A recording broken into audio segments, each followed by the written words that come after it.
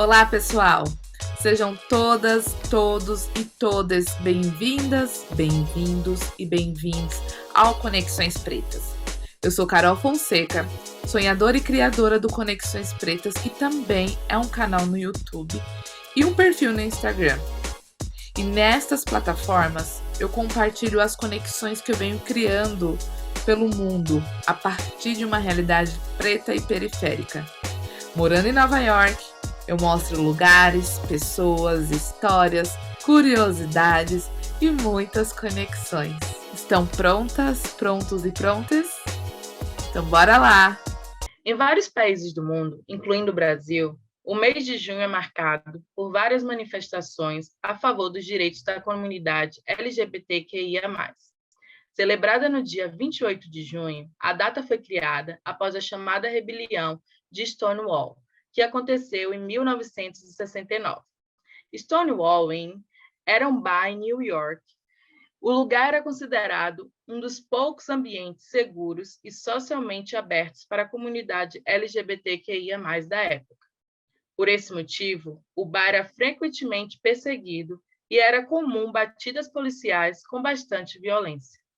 Por isso, desde 1970, no mesmo dia do ocorrido, foram feitas as primeiras marchas do orgulho gay para comemorar este marco histórico e a virada de chave para a luta contra a discriminação e violência contra a comunidade LGBTQIA+.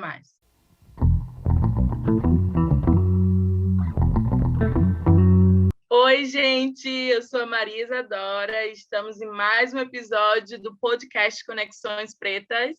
Oi, gente! Eu sou Carol Fonseca e estou muito feliz aqui de estar novamente compartilhando esse espaço com Maria Isadora, que agora, como vocês já sabem, é minha nova companheira apresentando Conexões Pretas Podcast.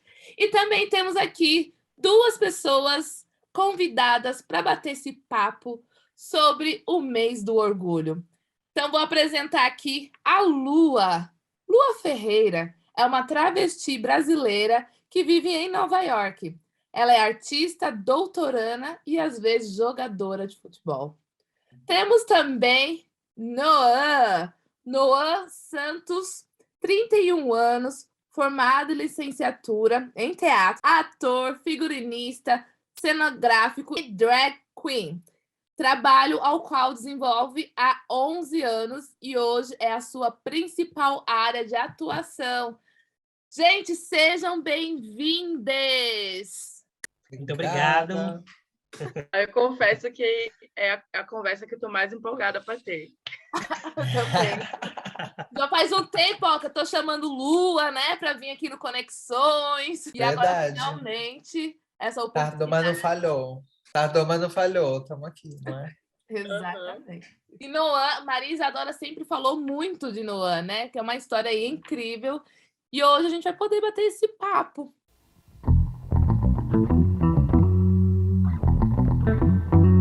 E eu já vou começar aqui o papo jogando uma pergunta aberta aqui para vocês. Qual que é a importância dessa data, do dia 28 de junho? Dia do Orgulho. Queria saber um pouquinho da opinião de vocês sobre esse dia. Não sei nem se é muito a minha opinião, sabe? Mas para mim é uma coisa muito pessoal, porque o meu aniversário é de 26. Então, para mim, é uma coisa bem assim, um momento maior, assim, expandido de celebração de mim mesmo, sabe? Um momento de estar com a minha galera, de estar com a minha família, minhas amigas, sabe? Estar com as minhas irmãs, de estar comunidade, assim, de celebrar a gente, sabe? Celebrar estar viva, celebrar estar bem, celebrar o que a gente faz pela gente, sabe? E celebrar essas conexões, essas comunidades que a gente cria, né? Mas, não sei, isso quando eu levo pro meu lado pessoal, assim, sabe? Para mim é mais sobre isso, assim, porque, não sei, é o jeito que eu aproveito sempre esse momento. Mas como um dia, como uma data, uma coisa vira meio que aquele... Acho que a gente às vezes até aquele paradoxo do feriado, assim, né? Daquela coisa da significância do dia sagrado, do dia santo, daquela coisa, né? Tanto da canonização de algo, quanto de como aquilo se torna interessante para outros meios, para outras pessoas, para outros lugares, né? Então, Sei, com certeza é importante existir algo assim, né? Mas eu acho que a verdadeira importância é daquilo que a gente talvez esteja querendo, né, pensar, ou dizer, ou chegar, ou atuar, talvez não seja exatamente aquilo que é a proposta, né, de ter um dia para celebrar isso, talvez consiga, sabe? Às vezes eu não sei, às vezes eu acho que falta muita reflexão, sabe? Falta muita presença, às vezes falta muita representatividade também, né? Às vezes você vê aquela coisa bem GL, L, G, G, G, G, G, né? No, nesse lugar, né? Do orgulho, né? Mas, enfim, a gente vai falar mais disso, né? Porque eu tô curiosa para saber o que não quer dizer também. Então, assim, para mim, pessoalmente, a data ela é irrelevante, né? Porque, para minha vivência, todo dia é um dia de orgulho LGBT. Eu vivo com isso, muitas vezes, 24 horas por dia, assim. Então, agora mesmo eu passei o dia inteiro costurando uma roupa para minha drag que eu vou usar daqui a 2 dias. Então, aí eu saio de casa, eu moro na região metropolitana de Salvador. Então eu saio de casa, vou na vizinha que está costurando outro figurino para o show que tem à frente, aí minha sobrinha vem ver, e eu passo, e as pessoas me veem experimentando vestido. Então, assim, é uma vivência diária, né?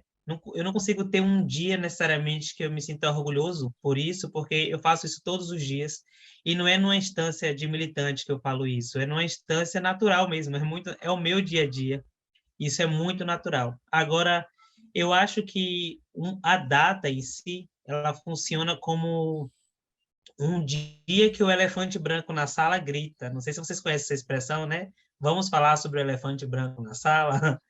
Então, eu acho que no dia 28, esse elefante colorido, ele grita. E isso é oportuno, porque acaba que, por motivos comerciais, né, a televisão fala disso, alguns ambientes eles acabam decorando de alguma forma, colocando uma bandeira, se colocando LGBT friendly, né? E isso acaba com que pessoas não LGBTs, sejam elas com exercício do preconceito ou não, mas elas acabam tendo que falar sobre isso. Isso acaba virando um assunto.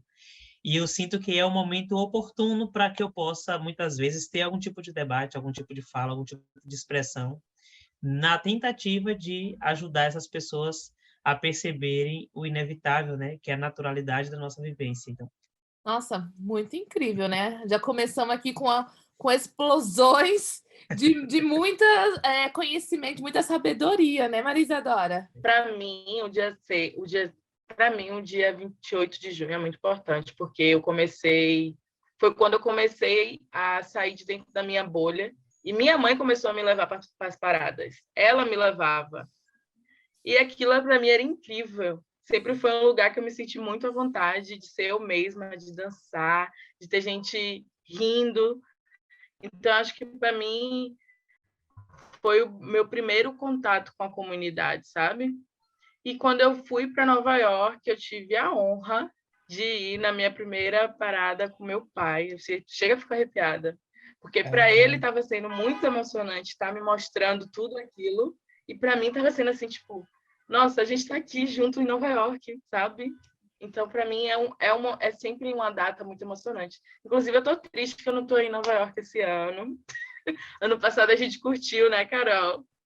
A gente primeiro foi para o protesto, né? Fora o presidente que está atualmente no Brasil. E depois a gente foi curtir a parte da festa mesmo. E assim, sempre tive momentos marcantes nessa data. Então, para mim, é uma data muito especial.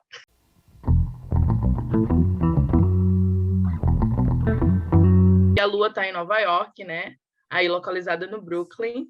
Em que lugar especificamente, Lua, você está? Eu moro em Flatbush, mais pro sul do Brooklyn. E eu queria saber, Lua, se você já foi lá no Stonewall, se você foi, qual foi a sensação que você teve quando você esteve lá? Você sentiu alguma coisa em especial? Te trouxe alguma memória em especial? Olha, vou ser bem sincero com você, porque Eu tive duas Isso. experiências lá. Tive lá em dois momentos, sabe? Uhum. E eu acho que é muito engraçado, assim, porque a gente romantiza muito esse tipo de coisa, né? Esse lugar que representou, que não sei o quê. Que a história é bem, né? Assim, diferente do que a maioria das pessoas coloca, né? De como era aquele lugar para que era mulher, né? Para Marsha P. Johnson especificamente, né? Mas enfim, eu não sou nenhuma especialista em história, né? Mas eu posso contar a anedota do que aconteceu comigo, né? Porque eu tinha acabado de chegar aqui, mais ou menos, né? Acho que foi no meu primeiro ano aqui, a primeira vez que eu fui. E eu não consegui entrar a primeira vez, porque o cara não queria aceitar a minha identidade, né? Porque a minha identidade era do Brasil. Aí eu cheguei lá para ir na festa, cheguei com as minhas amigas e tal, tava rolando uma festinha lá, um evento, não sei o quê. Aí, minhas amigas, eu e mais quatro trans, né? Que foi um grupo assim que logo que eu cheguei aqui, eu logo, logo fiz, sabe? Minhas amigas aqui, meu grupinho. Aí a gente chegou lá, enfim, não consegui entrar. Segunda vez foi alguns meses depois, a gente voltou lá, dessa vez eu entrei. Nem lembro como, se eu tinha uma outra, se eu tinha uma foto de passaporte, se eu tinha alguma coisa assim, se eu tava com alguma coisa, mas eu sei que eu tava lá dentro. E aí festa, tá, né? Aquela coisa rolando, assim. E uma amiga minha tava bem bebinha, sabe? E tava falando alto, tava aquela coisa toda, e teve uma hora que ela discutiu comigo, começou a mostrar a bunda. Ela baixou assim a saia e começou a mostrar a bunda. A Anne aí veio segurança, não sei o quê, e botou ela pra fora. E aí eu saí de lá, sabe? Então as duas experiências foram assim de meio que frustrante, sabe? Foi uma coisa assim meio de experienciar uma Foram certa memoráveis. violência, uma certa, sabe? Enfim, nunca foi um lugar que, que eu cheguei assim e falei, nossa, um lugar de... Nossa, aqui tem tanta história, aqui aconteceu tanta coisa, aqui é um lugar de acolhimento. Não, não aconteceu assim comigo. Eu senti que era um bar em Manhattan e que, Uhum. enfim, bares em Manhattan é uma certa coisa, assim, é um lugar, assim, bem gentrificado, lugar cheio de turistas, um lugar, não sei, assim, Eu queria mas, te enfim. perguntar isso, Lua. Com sua história, eu fico com uma dúvida, assim. Você tem a impressão de que o fato do bar ele ter ganhado uma proporção, né, uma repercussão, Uhum. vamos dizer assim, fez com que ele tenha adotado essa nova característica que nem não é, inclusive, tão acolhedora como a gente imaginava, como a história diz? Ou você acha que isso pode ter sido sempre assim? Não dá muito para saber, né? Mas eu acho que com certeza mudou, né? Não tem como ser o mesmo lugar, né? Não sei nem se as pessoas, sei lá, se os tons, as pessoas que tocam o lugar são as mesmas, né? Acho difícil serem, né? Mas, assim, muda muito os lugares, os esquemas, até, assim, os tramas imobiliários que guiam a cidade, assim, de uma maneira muito louca mesmo, sabe? Também transformam tudo ali de uma maneira muito específica, assim, tem vários lugares muito específicos na cidade que naquela época eram assim marcados por uma forte dissidência, sabe, por uma galera queer assim muito presente, né, que nem era no Washington Square Park, lá onde é a High Line hoje, na onde é Astor Place, são lugares assim que tinha muito desse fluxo mesmo, assim, esse fluxo travesti, fluxo imigrante muito forte, uma galera muito forte de Cuba, assim, eram os lugares assim da juventude preta, trans, LGBT, tá junta, sabe? E hoje você vai, são lugares assim, extremamente gentrificados, assim, são lugar para turistas, são lugar para você tirar fotos, são lugar com aquelas artes assim, sabe? Que não dialoga com a história daquele lugar, assim, com a arquitetura daquele lugar, com que aquele lugar se transformou, assim. Porque era um lugar assim, a Highline lá era um lugar muito famoso por cruising, né? A galera que ia lá para transar, né? Muita coisa rolava lá, assim, mas a galera LGBT, eu tô falando, assim, muito, né? Muita galera no armário fugia para lá para fazer as coisas, muita menina que batia ponto lá, então era um lugar, assim, lugares muito efervescentes disso, mas principalmente em Manhattan, assim, isso é um processo que a gente vê hoje, essa reverberação, né? E como que isso ainda existe, porque isso é uma coisa que está cada vez mais se expandindo, né? Pela cidade. Esses redutos vão ficando cada vez menores, mais escassos e até sufocados pela própria comercialização e institucionalização deles, né? Porque a gente fala, como é que a gente vai abarcar isso, né? Para a gente poder fazer isso, seguir assim esse papel aqui, e a gente dar dinheiro para essa galera aí e fazer isso tudo virar parte desse grande comércio, assim, né? Eu acho que está muito nesse lugar, assim, as transformações do bar, sabe? E de uma maneira acho que reflete muito também na própria parada, né? No, como funciona o Pride aqui, como é um lugar extremamente policiado hoje, ou até mesmo nas políticas públicas, assim, como isso influencia assim, várias empresas, né? Atuarem de diversas maneiras para também conseguirem lucrar em cima daquilo, né?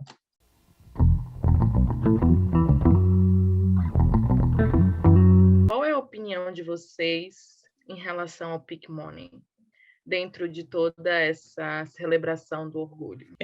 Minha opinião, ela, assim, perpassa um pouco dessa relação que Lua estabeleceu, né? Que é a imagem desse LGBT, que ia mais, e o quanto que essa imagem merece ou não merece ser monetizada, vamos dizer assim. Claro que essa não é a única discussão sobre o Pink Money, né? Mas eu acho que essa relação, esse link, esse versus, né, que existe entre esses dois pontos, ele é muito forte na minha cabeça, né? O que me faz refletir. Porque Lua falou, né, sobre essas pessoas, sobre essas dissidências que possuem características, ela não usou esses termos, mas eu acho que eu posso explanar, que possuem características que a sociedade não aceita. Então, se hoje a gente perceber quem é a imagem, quem é o rosto da sigla LGBTQIA+, é realmente a Uhum. diversidade, é realmente representada por cada letra, ou na maioria das vezes é aquele homem branco cis, e dentro de normas, inclusive físicas, que a sociedade estabelece como belo, como aceitável. Então isso é muito forte, né? E eu acho que isso dita muito sobre o Pink Money, dita em várias instâncias, tanto da forma que ele é vendido,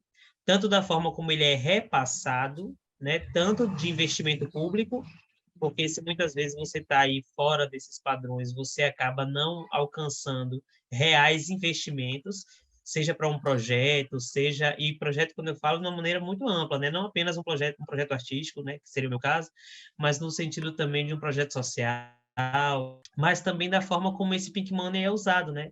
Porque eu acho que o Pink Money ele é todo o dinheiro que nós, pertencentes à sigla, conseguimos movimentar na sociedade, né? E aí, se eu estabeleço padrões pelos quais eu vou admirar, pelos quais eu vou monetizar, dificilmente eu vou monetizar as outras siglas que são invisibilizadas, né? Então, na maioria das vezes, eu vou estar repassando esse dinheiro para pessoas desses padrões que a sociedade aceita, e muitas vezes vou também tirar esse dinheiro de dentro da comunidade, porque se, por exemplo, se eu não tenho uma boa relação, se eu não, eu vou chamar assim, né, não tenho uma boa relação, mas na verdade a ideia seria outra. Se eu não tenho uma boa relação com as outras siglas, né? Vamos falar aí desse padrão, desse homem gay, cis, branco, na maioria das vezes. Se eu estabeleço esse padrão, eu dificilmente vou investir o meu dinheiro no comércio estabelecido por uma trans, né? Eu dificilmente vou investir o meu dinheiro no comércio estabelecido por uma lésbica, e por aí vai, dentre tantas outras expressões da sigla. E aí a gente acaba vendo esse dinheiro ele sendo destituído, né, do seu lugar de origem e não fortalecendo, inclusive, a causa. Não, eu acho que tem duas coisas assim que eu acho que as pessoas também confundem assim, né? Confundem o dinheiro que faz em cima da gente e o dinheiro que a gente faz em cima disso, né? Confundem essas duas coisas, né? Porque são coisas assim, né? Que estão uma ali dentro da outra e assim, para mim é muito sempre na relação de tá meio que hackeando, né? Se infiltrando nesse sistema que tá ali querendo te explorar de alguma maneira, né? E aí você também tenta entrar lá e fazer um saque, né? De alguma maneira, né? E também fazer uma redistribuição, né? Tentar botar a sua galera ali dentro, né? Enfim, tem milhares de lugares porque isso existe assim, né? Muito dentro dessa lógica corporativista, assim mesmo, né? De como funciona a questão, né, do orgulho, ou a questão né, do orgulho, eu digo da questão dessas celebrações, assim, né, dessa coisa que é movimentada mesmo pelo marketing, né, pela publicidade e por toda essa coisa, né. Mas, enfim, eu acho que a gente tem que fazer mesmo é a gente receber, né. Você paga, como é que a gente cria essas estratégias, né, para a gente estar, de alguma maneira, também conseguindo sobreviver, né, através das coisas, mas também não que a gente tem que depender de maneira alguma de nada disso, né. Mas como é que a gente também tira o nosso, né? Porque é um mercado muito grande, muito intenso, assim, e que nem falou, né? É feito para essas grandes empresas, né? O que realmente volta para a comunidade costuma ser muito pouco, né?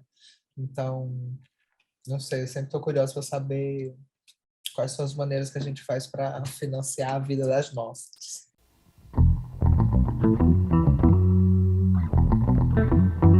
E aí, vamos para a próxima pergunta, né? Porque recentemente fui surpreendida por uma propaganda de milhões, literalmente no Instagram, com o rosto da minha amiga Lua. E eu queria que você falasse um pouquinho mais sobre isso, né? Nesse mês de junho, Ai, foi convidada para participar. então, foi exatamente isso, né, gente? Foi exatamente isso. Teve uma campanha que nem, por exemplo, as ligas, né, de futebol, os times de futebol, essas coisas assim, todos lançam, né, em junho, camisetas, né, camisas dos times, assim, né, comemorativas, né, geralmente com alguma coisa bem colorida, bem... Vocês sabem como é que é aquela coisa, né, como é que é o arco-íris, assim, né, tudo geralmente são as cores do arco-íris, alguma coisa assim, né, bem, vou falar assim, bem gay, bem LGBT, bem isso, né, enfim. E aí eu recebi uma mensagem de uma amiga lésbica que joga, né, que joga comigo às vezes, que também tem um grupinho assim que ela juntou uma galera que joga. E falaram que estava rolando esse casting, né? Estavam procurando pessoas, né, talento, para participar. E aí eu falei assim, eu posso, né? Eu gosto de jogar futebol, né? Tem uma galera, assim, a gente tem uma comunidade assim que a gente gosta bastante, tem bastante carinho assim de pessoas LGBT, né? Pessoas queer que jogam futebol por aqui. Mas que eu tava contando? Da propaganda. Desculpa, gente, eu sou perdida mesmo. Aí me chamaram, e aí foi maravilhoso, porque era para participar eu e uma pessoa que era significativa para mim na minha jornada com futebol, com esporte. Eles fizeram uma entrevistinha com a gente, né? E aí eu chamei minha amiga, minha irmã, Tien, que é uma gata chinesa americana que joga comigo. E aí foi tudo, porque a gente, né, fez um dinheirinho, né, trabalhamos um dia, vou ser bem sincero, né, trabalhamos um dia, fizemos 1.000 conto. E foi isso, assim, né, limpo, então foi tudo, né. Então, acho que é bem sobre isso, né, tem que chegar lá e tem que tirar o nosso, né, mas também a gente tem que saber lidar, tem que saber medir, tem que saber valorizar, tem que saber botar preço nesse trabalho, porque tem que, se não for decente, assim, não vale a pena, né? Porque a real é essa, né? A gente tá vendendo história, a gente tá vendendo, ó, posto, beleza, Isso é a gente tá legal, né? entregando, né? Isso tudo, ó.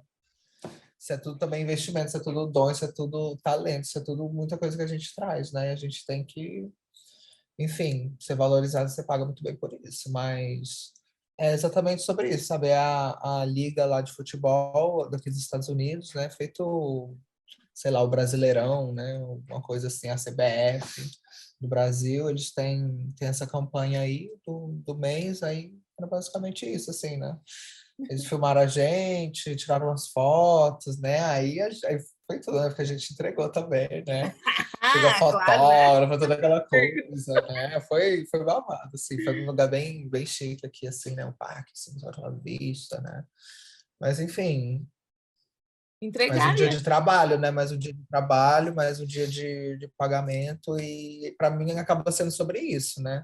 Não acaba sendo sobre, ai, bom, que né, lá a gente fala, né? Não, essa camisa representa isso, faz aquilo. Então, né, a importância dessa liga fazer isso, sei lá, eu falo assim, ia ser muito mais massa se vocês conseguissem criar um ambiente onde uma criança, né, gay, uma criança trans, uma criança lésbica consiga jogar futebol e não ser expulsa daquele ambiente por causa disso, sabe? Que ela consiga, assim, né, tá ali dentro e fazer aquilo que ela tá ali para fazer e ser excelente, sabe? Ser foda e ser, sabe? E ser lembrado por causa disso.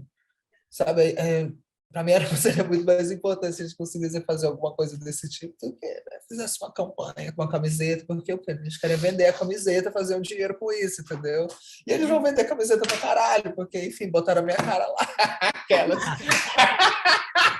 Eu acho muito legal na fala de Lua, quando ela expressa sobre estar ocupando esse espaço, né? Por mais que a gente saiba, toda essa estrutura ela é criada para dar dinheiro a pessoas que não são LGBTs, mas hoje eu acho que a gente conquistou alguns pontos, e um desses pontos é que a gente ocupa esse espaço dessa imagem. Então, assim, não é uma situação de uma transfake, é Lua mesmo, uma travesti lá, jogadora de futebol, maravilhosa, mostrando a sua história, mostrando a sua representatividade, e aí ela traz um outro ponto que é justamente sobre tão delicado falar sobre LGBT e infância, porque a gente percebe que as crianças, elas não têm preconceito por excelência, né, por essência. Então, assim, a minha sobrinha, ela me viu me maquiando e termina, ela fala, titio, você tá linda. Então, assim, ela brinca, inclusive, com os pronomes, porque eu estou num processo de transformação por conta da minha personagem. Apesar de ser um homem cis, eu tenho uma personagem feminina, que é diferente do caso de Lua, né, que é uma mulher, que é uma travesti cotidianamente. E aí eu percebo no comportamento dela, das outras crianças, que isso é muito natural. Isso vai sendo incutido. E aí quando a gente fala, né, quando Lua, na verdade, fala sobre esse lugar do futebol, da criança, de uma criança LGBT, e aí as pessoas, mas criança é LGBT. Gente, a gente que é LGBT, a gente pode dizer que a gente sempre foi assim, né? Algumas pessoas, elas tiveram uma criação, e isso camuflou muito, mas LGBTs, né? Elas podem não expressar isso, mas elas são, né? Então, não é um lugar onde a gente vai ser orientado, a gente vai ser instruído, ou a gente vai ser educado a ser quem nós somos. Nós somos, e ponto. Inclusive, eu reflito muito sobre quando você tem uma sociedade tranquila para você ser, por mais que esse exercício de afetividade e sexualidade não aconteça na infância, né? Mas você vai poder desenvolver o seu cognitivo, vai desenvolver os seus desejos quando chegar na fase da puberdade de uma maneira muito mais sadia, né? Sem todo o drama que a gente passa e muitas vezes que não passa, que esse drama que fica, que ele vai sendo só ali com paliativos, né? Sendo tratado, não é nem curado, é tratado com paliativos na tentativa da sobrevivência mesmo. Então, assim, esses pontos são muito importantes salientar, né? Até pelo motivo de entender como é que funciona o mecanismo do Pink Money, né? Então, assim, Lua foi lá e ela ganhou esse 1.000 conto, como ela falou. Esse 1.000 conto, ele pode ser investido na nossa causa, assim. São os projetos de Lua que vão andar. Esses projetos, eles vão motivar outros LGBTs, e eu acho que a gente precisa ter esse discernimento, né? Como os afro-americanos fizeram lá atrás, no século passado, com a Johnson's, né? Não vamos comprar essa fralda, nossos bebês não estão lá. Então, eu acho que a gente, LGBT, precisa começar a pensar nisso. Não vou comprar essa bandeira, não foi um LGBT que costurou, então eu acho que a gente tem que entrar nessa viagem.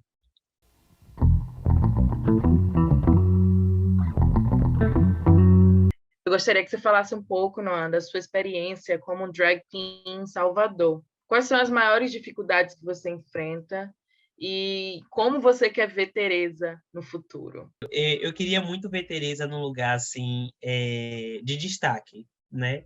E de destaque, sei lá, nacional, sei lá, mundial. Eu hoje desenvolvo minha drag a partir das características de drag queens mais antigas, né? Na verdade, não tão antigas assim, mas da década de 80 para cá. que tem forte ali na performatividade, na dublagem, né? Eu não canto quanto drag queen hoje. Em alguns shows eu faço uma firula ou outra, eu tenho alguma noção de musicalidade do teatro, mas isso não é aprofundado, não é estudado. Então, eu estou num lugar de drag que se mantém na região marginalizada, né? Hoje as drags cantoras, elas acabam ganhando aí um certo destaque pela mídia e por algumas representatividades como Pablo Vittar, como Glória Groove. Agora nós temos, né, uma drag queen que ganhou o Pin Universe, né, que ela foi para fora do país e tal, e está aí arrasando. Mas existem diversas drags que deram lugar a isso, né? E que RuPaul meio que traz isso no seu programa. Eu acho que é importante falar porque RuPaul acaba sendo um divisor de águas em quase todo o planeta quando o assunto é drag. Drag existe há muito tempo, misericórdia, há centenas de anos mesmo. Assim. Existem relatos em diversos segmentos do teatro, né? Diversas nacionalidades teatrais, vamos dizer assim, mas toda essa repercussão hoje em dia, né, e aceitação até, vem muito depois do RuPaul. Então, por estar nesse lugar da drag marginalizada, que se apresenta em bares, boates, eu queria muito ver Teresa, né, tendo um pouco mais de reconhecimento, assim, no âmbito maior. Porque tudo isso que eu faço exige muita técnica, né, muito trabalho. E as pessoas precisariam aprender também a entender como funciona esse mecanismo para poderem apreciar da melhor maneira. Eu responderia assim. Agora, sobre as dificuldades, aí eu preciso listar alguns pontos, né? Porque, vamos dizer assim, a arte ela é saudosista. Então, assim, você delimita quem é o bom e todo mundo segue o bom e tudo que não é aquele bom não merece, não é digno de ser monetizado, não é digno de ser apreciado. E aí, eu vivo num circuito que ele é muito inferiorizado aqui no Brasil. Então, a gente está falando com Carol, que Lu, que estão, né, fora do país. Hoje em dia, quando você fala de drag no Brasil, você foge para São Paulo. E as drags mais famosas de São Paulo, me perdoem aí, porque o que eu vou falar é muito tendencioso, mas trago verdades em 5 segundos. As drags de São Paulo hoje elas desenvolvem muito o que a gente chama de bate-cabelo, né? Essa performatividade de palco e sempre com essa movimentação ligada a essa técnica de coreografia que usa o cabelo e, e elas são consideradas as melhores do país, né? Agora, nós aqui em Salvador, né, nessa realidade em que eu vivo, a gente desenvolve um trabalho muito completo e complexo, né? A gente brinca com stand-up comedy, um único show, a gente faz stand-up comedy, a gente faz dublagem, a gente faz músicas coreografadas, algumas vezes até números ensinados, né? Roteirizados. E isso dá um trabalhão e ganhamos, inclusive, um cachê menor do que essas artistas que sobem no palco e fazem uma ou duas músicas. Essa é a verdade que quase ninguém conta em quase entrevista nenhuma. E, então, essa é uma grande dificuldade, a gente conseguir conciliar o valor de cachê que a gente ganha para a gente produzir algo de qualidade. Até mesmo porque o eixo de matéria-prima para fabricar figurinos não é em Salvador, ele está justamente em São Paulo. Então, assim, a gente muitas vezes paga o dobro para adquirir um tecido específico, para adquirir uma pedraria específica, para a gente fazer a nossa roupa, e recebemos a metade. E acreditem, eu não estou gerando um eufemismo nem uma metáfora. É exatamente, pagamos o dobro e ganhamos a metade para fazer 3 vezes mais shows. Acreditem, eu faço show de 3 horas de relógio por noite. As artistas em São Paulo fazem 2 músicas, são 6 minutos, e elas ganham o dobro do que eu ganho, sabe? Então, essa é uma grande dificuldade para a gente poder estabelecer a nossa arte.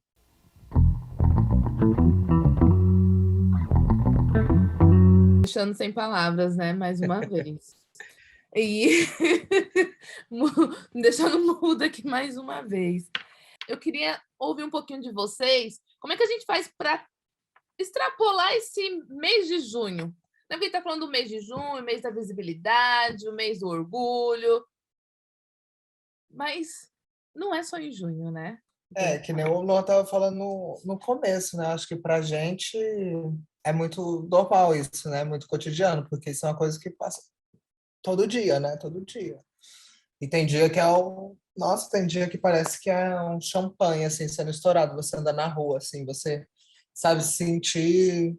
Não sei, sentir que aquele mundo ali te abraça de alguma maneira, sabe? E às vezes é completamente o oposto, assim, é sentir a pedra sendo arremessada na sua cabeça, né? Então, sei lá, eu acho que seria pensar isso é uma coisa, pensar muito para galera que está realmente de fora, né? E que entre em contato, assim, né, com as nossas vivências, com as nossas experiências, com as nossas presenças até durante esse período, né? O que se for pensar é uma coisa realmente muito chocante, né? Porque ninguém, essa é a real, né? Ninguém devia ser exposto a isso só durante um mês, durante 30 dias, durante um dia específico, né? Ou, sei lá, durante uma novela, né? É uma coisa que tem que estar diariamente na vida das pessoas, sabe? As pessoas têm que estar cercada, né?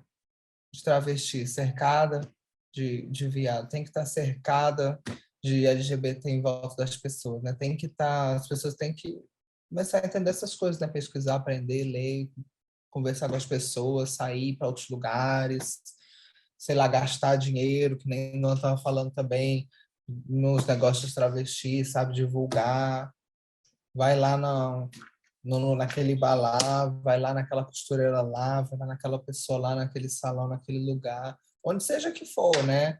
Vai escutar música de travesti, né? Vai consumir, vai atrás, vai lá no Instagram, vai ver os vídeos, vai atrás de aprender as coisas, porque é só desse jeito mesmo, assim, né? É trazendo isso para sua vida, né? Porque, enfim, da nossa, né? Já faz parte, né? É a nossa vida, né? Tem uma palavrinha que eu gosto muito, assim, completando o que a Lua falou, que é resiliência, né? Quando ela fala sobre você estar ocupando os espaços, você está indo, né? Sobre a presença. Às vezes a gente não precisa falar nada, às vezes a gente não precisa dizer nada, expressar nada. A gente chegou ali e a gente já incomoda. Tem uma história que eu tenho na minha vida, assim, que é muito interessante. Eu fui residente da universidade, né? Eu morei em residência universitária.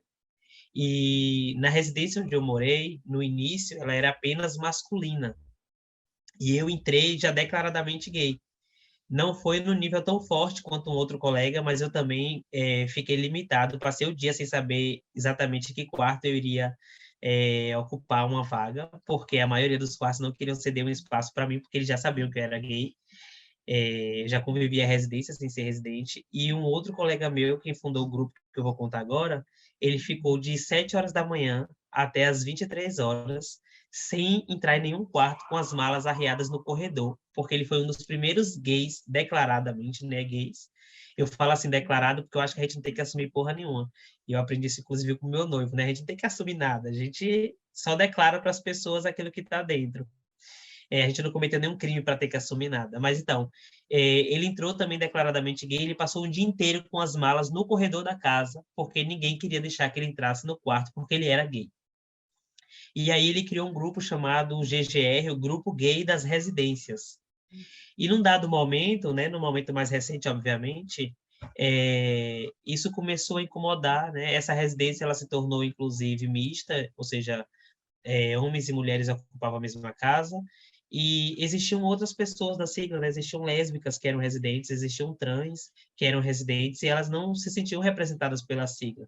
E eu tive essa vivência nesse momento de transição do grupo, que de GGR tornou-se GDR, Grupo de Dissidências da Residência. E quando você fala de todas as siglas, né? Porque a gente é todo mundo dissidente, todo mundo fora do padrão, né?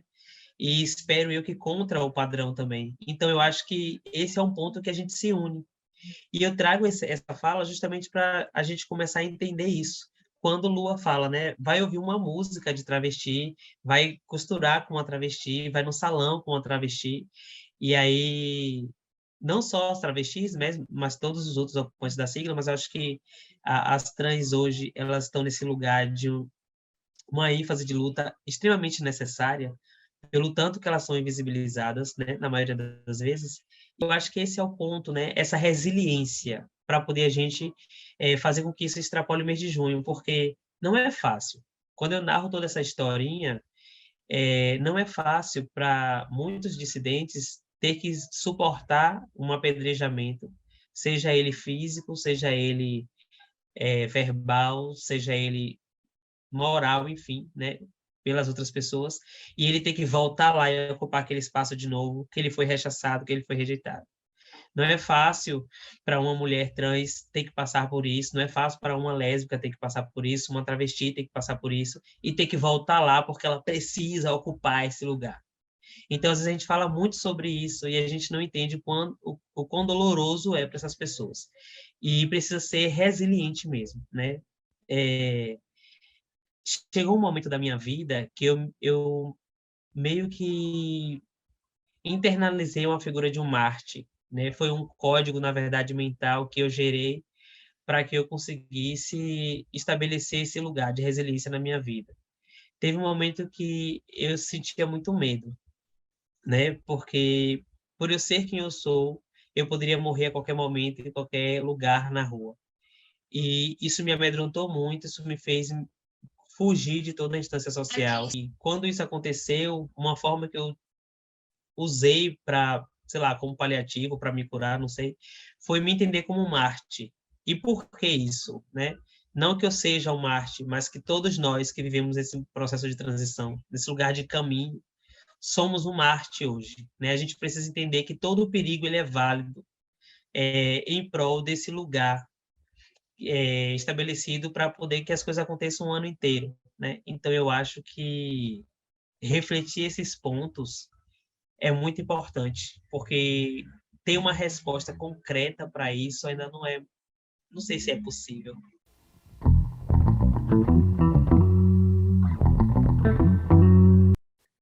A gente está chegando já nos nossos momentos finais. Infelizmente, porque o papo está muito bom. Mas antes da gente encerrar, eu quero deixar aqui uma frase para nós.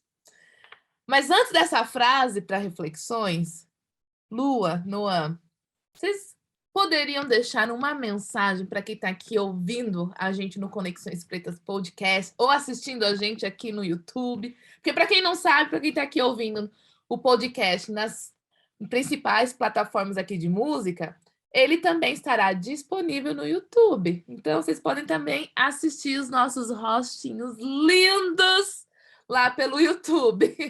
Mas, enfim, gente, vocês poderiam deixar uma mensagem para os nossos ouvintes? Gente, eu acho que, assim, no espírito de tudo que a gente já conversou aqui hoje, eu acho que a mensagem seria: dê valor nas gatas que estão perto de você, que estão por aí, dê valor nas bichas, dê valor nos homens trans, dê valor nas lésbicas, dê valor nessas dissidências, entendeu? Contratem travesti, contratem os boiceta, contratem as bichas pretas, entendeu? É sobre isso, assim, né? Eu acho que é isso. Contratem, gente, traga para dentro. Que a gente tem que estar em todo lugar, entendeu? A gente tem que estar em toda função, a gente tem que estar em todo emprego, em todo lugar que você vê. Travesti lá, tem que estar LGBT lá, entendeu? Não tem que ser, sabe, aquelas coisas específicas que a gente faz, né? E tem que ser aquilo, né? Aquelas coisas que a gente se confina, aqueles espaços específicos, aquelas desocupações, né? Os lugares onde você pode viver, você pode exercer, né? Aquilo que te sustente. Enfim, esse lugar tem que ser qualquer lugar, né? Então, contrate, pague, contribui lá nas vaquinhas das gatas, nas vaquinhas das mastectomias, a gente joga o dinheiro lá, porque é muito sobre isso também, né? E se é um mês onde se lucra com isso, que seja um mês também para a gente conseguir, né? Como é que é? Aprimorar a nossa sobrevivência. Mas assim, obrigado demais por ter a gente aqui. Eu adorei, gente. Papinho delicioso. Estou feliz demais também de ter te conhecido, viu, Noam? Verdade, presente. Gratidão, e vamos manter contato, né? Inclusive, eu assino embaixo, assim, tudo que você falou, e só acrescentaria, inclusive, para não ser repetitivo, se você não é um LGBTQIA+, está assistindo esse podcast, além de agir com essa cartilha que Lua deixou assim muito bem clara, não tenha medo de sentir dor, né? Eu acho que as pessoas não LGBTs, às vezes, elas fogem dessa dor de ter que se reconstruir, de ter que dizer assim, poxa, que merda o que eu estou fazendo até hoje não é legal. E aí elas tendem a querer ir para um caminho inverso de se defender muito, por que isso?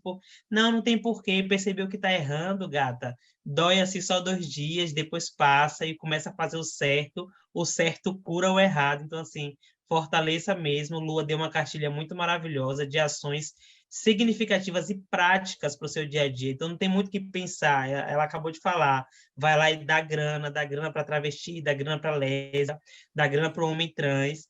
E esse da grana, inclusive, pense que ninguém está falando assim, tire do seu bolso e sustente a gente, não. Só inclua nesse lugar monetizado, né? Você quer consumir, por que não consumir o que a gente produz, muitas vezes com muita qualidade?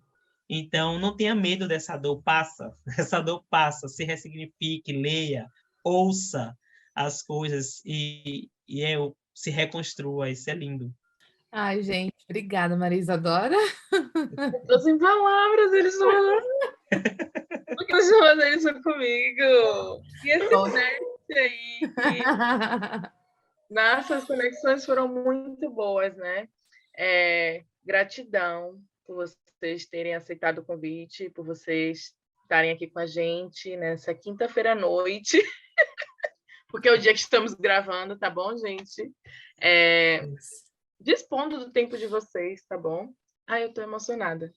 Então vamos nos emocionar juntos aqui, ó. Então vamos lá. Há homens que lutam um dia e são bons. Há outros que lutam um ano e são melhores. Há os que lutam muitos anos e são muito bons. Mas há os que lutam toda a vida e esses são imprescindíveis. Bertolt Brecht.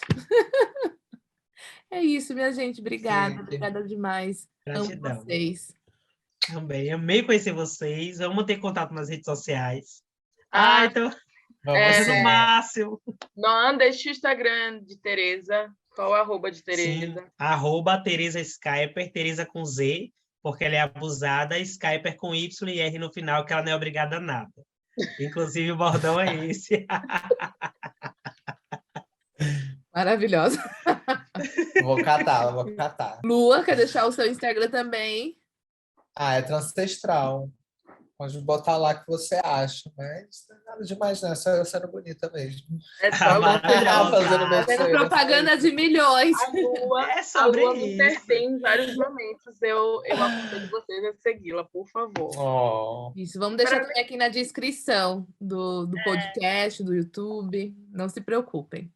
E sigam o Conexões, se vocês ainda não seguem, sigam.